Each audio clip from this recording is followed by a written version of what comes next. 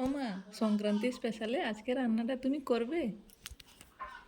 আচ্ছা ঠিক আছে, প্রথমে কড়াই বসাও, জল ঢালো, নুন আর এলাচ দিয়ে ফুটতে দাও। জল ফুটে এসছে, আমি সুজি ঢেলে দিচ্ছি, এবারে খুন্তি দিয়ে নাড়ো তুমি। ভালো করে নাড়তে থাকো, জল শুকিয়ে গেলে থালাতে নামিয়ে নিবে। হ্যাঁ মা, ভালো করে জল শুকিয়ে গেছে, এবার থালাতে নামিয়ে নিলাম। এরপরে কি করব? এবার ডোটা যতক্ষণ নরম না আছে ততক্ষণ মাখাতে থাকো। হ্যাঁ, এবার ডোটা নরম হয়ে গেছে, ছোট ছোট গুটলি করে ফেলো। এরপরে কি করব? আন্দায় যেভাবে দুহাত ঘষো, হাতের মাঝখানে গুটলিটা রেখে সেইভাবে ঘষো। মা দেখো, এইভাবে তো? হ্যাঁ, এইভাবে সবগুলো করে ফেলো।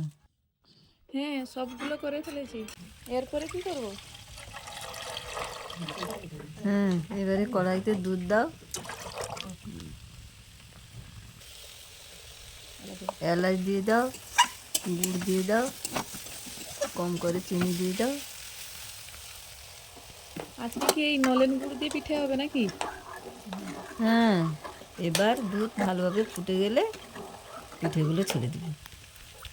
খুব ভালোভাবে ফুটে গেছে, এবার ছেড়ে দিলাম। দাঁড়াও, এভাবে নয়, হাতে তুলে অল্প অল্প করে দিবে। এইভাবে মা? হ্যাঁ, এবার কিছুক্ষণ ফুটিয়ে নিয়ে 1 চামচ ঘি দিয়ে গ্যাস বন্ধ করে দাও। তো গরম খাওয়া হয় না, ভালোভাবে ঠান্ডা হোক দিলে খাওয়া হবে। পিঠের নামটা কি?